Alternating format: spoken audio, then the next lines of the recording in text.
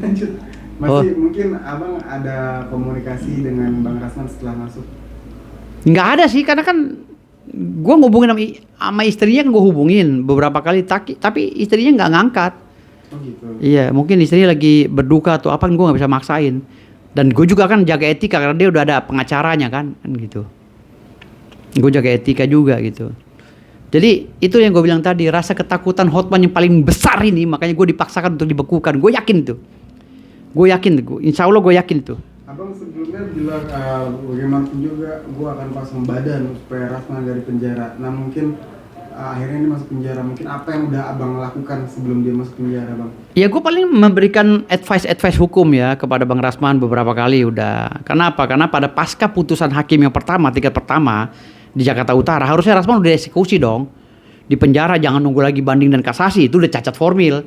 Berarti udah dalam unsur pasal tentang kelalaian jaksa juga udah ada di situ sebenarnya gitu loh. Tapi kan ya lagi-lagi gue kan udah nggak bisa ngapa-ngapain.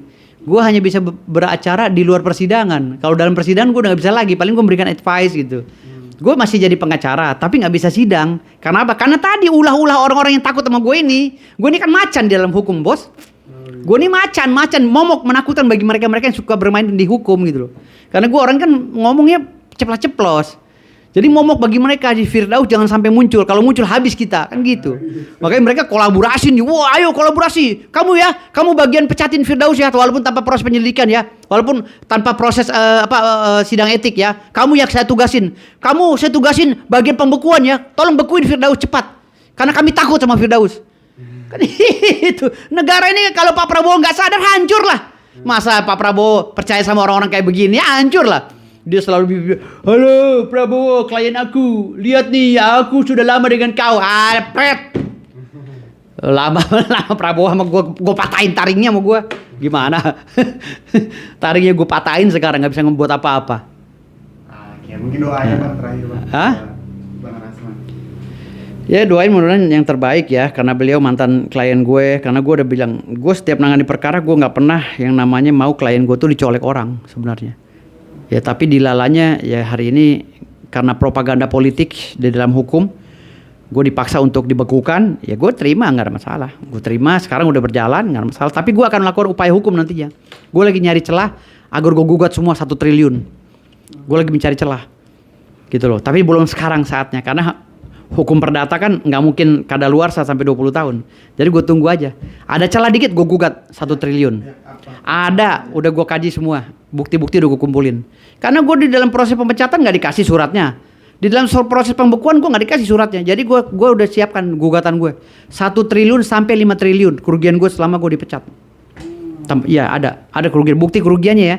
Gue diputus kuasa oleh klien karena perkara gue ini. Gue harus dapat 5 triliun jadi nggak jadi. Ada semua. Itu gue masukkan dalam kerugian gue dalam PMH nanti. Tapi belum sekarang, karena gue nunggu. Dan gue gak akan pernah gak lakuin hal yang gue bilang, lu ngerugiin gue, lu akan gue rugiin. Gue gak pernah diam. Bersyukur Pak Prabowo gak ngasih gue jabatan Mahkamah Agung. Kalau Pak Prabowo jadiin gue ketua Mahkamah Agung, selesai gue buat. Selesai gue buat. Kalau Pak Prabowo menjadikan gue jadi ketua Mahkamah Agung, selesai. Gak percaya lu, selesai, habis total. Rincian 5 triliun itu apa aja bang? Ada beberapa perkara gue yang gue tanganin, harusnya gue dapat 5T. Jadi gara-gara kuasa gue diputus jadi enggak. Tapi itu bagian daripada kerugian gue nanti, material. Dan itu akan gue bawa ke pengadilan, PMH. Sekarang belum gue gugat, belum. Sekarang gue suruh ketawa-ketawa dulu. Karena mereka masih kuat gitu, masih kuat. Imaterialnya ada? Ada imaterial jelas 100 triliun bisa imaterial. Kalau materialnya aja 5 triliunan, 1 sampai 5 triliun. Jadi totalnya 105 triliun? Iya, 105 triliun biar perlu. Gitu. Iya, tunggu. Ya kan gue bilang santai aja. Orang perdata ini kadaluarsanya 20 tahun aja belum tentu kadaluarsa kok. Gitu loh perdata ini. Jadi ya gue santai aja gitu loh. Lu silakan jolimi gue sekarang, hari ini gue kalah. Ingat. Besok gue sikat balik. Gue enggak akan pernah diem, Pak. Gitu. Gue lagi nyusun kekuatan sekarang. Gue jelas-jelas di media sosial gue bilang begini. Gue akan nyusun kekuatan, gue pasti gue habisi mereka. Siapa saja? Ada, udah gue catat semua. Kalau seandainya gue diberi kesempatan oleh Pak Prabowo, orang-orang yang biasa bermain-main seperti ini di dalam hukum, gue habisin. Abang bakal ngerangkul Rasman ya ntar? Gue enggak dong, enggak ada kaitannya. Kan ini pribadi gue. Bukan. Iya. Loh, gue nggak ada kaitannya sama Rasman. Kalau mau ikut sistem gue ya harus ada fit and properties dong. Oh, Gue lihat dulu dia pernah cacat nggak, pernah dipidana apa enggak? bukan maksudnya kan untuk pembukuan ya. Hmm. Bukan, ini urusan pribadi gue karena gue dibekukan secara sepihak tanpa proses. Itu udah gue tandain semua orang-orangnya. Iya. Dan akan masuk materi gugatan gue gitu loh. Bang Rasman kan juga dibukukan gitu. Itu urusan dia pribadi, nggak ada kaitan dengan gue, nggak ada. Gue nggak ada kaitannya dengan gue gitu. Gue kan profesional orangnya. Iya, iya, iya. Hmm. Oke, pesan-pesan juga buat pihak-pihak yang abang. Hotman Paris saja pesan, Hotman, lu jangan banyak-banyak healing ya, lu jangan banyak-banyak liburan, ntar otak lo nggak ada ya, otak lu kosong nggak bisa lawan gue ya. Lu cepet-cepet lu baca buku KUHP yang baru, oke? Makasih.